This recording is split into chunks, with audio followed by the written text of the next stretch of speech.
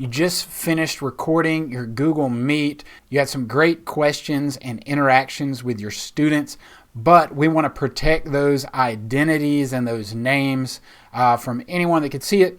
I want to show you a way to do that, and it's going to be all in YouTube. So we're going to use Google's AI to do all the heavy lifting for us. You don't need any video editing experience at all. So the first thing you do is upload your Google Meet to your YouTube channel and go ahead and list it as private. So I've already done that, and so I'm going to click in the top right hand corner on my icon and go to YouTube Studio. From my studio, head over to the left hand column and let's click Content. So here's a list of every video I've uploaded to my channel. And so right here I have one of our very own Joy Edwards. So we can see it's marked private right here. So I am the only person that can see this video at all. So we want to blur the faces of these students so I can share this tip with other people.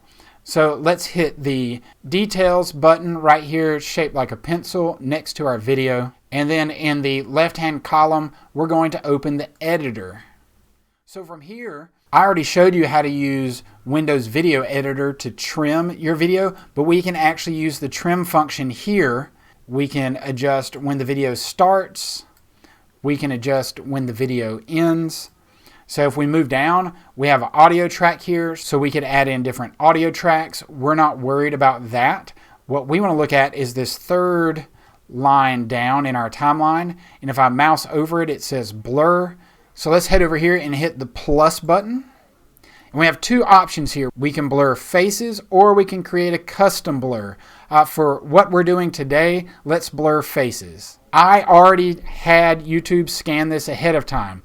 The longer the video, the longer this takes. The YouTube algorithm is going to play through your video and find faces. So let's go ahead and select all of these except for Joy Edwards' face. So now all these faces will be blurred out by YouTube, and hit apply. So it's been 24 hours and we let Google do all of its magic and YouTube crunch through the video. So let's go ahead and check out and see our final product. So I'm just going to click view on YouTube from my Creator Studio. And we can see we've got student faces blurred. Let's kind of scrub around in the video and check. So we see we still got the two faces blurred. We even moved camera angles there and it tracked with them. Here we go. This girl turned her face to the right a little bit to expose more of it.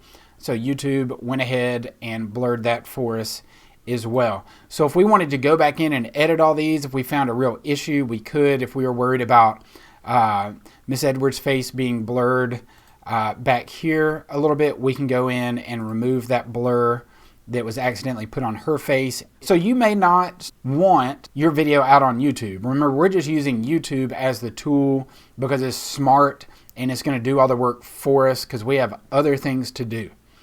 So instead of listing this as unlisted and sharing the link, which means anyone on YouTube can view this video, I'm going to leave it private so no one else can see it, but I'm going to click on the three dots and then hit download.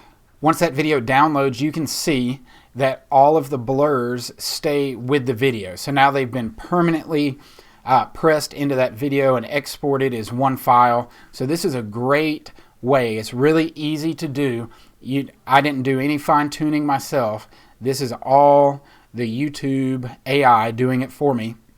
It's not quick, so it took some time, but it did all the work for me. So again, here in YouTube Creator Studio, we can open up our video, open it up in the editor, add blur, trim the beginning and the end, and YouTube will do all the heavy lifting for us after that and convert it. Then we can come back once it's finished processing and we can click the three dots and download a copy for ourselves and share that out on Google Classroom.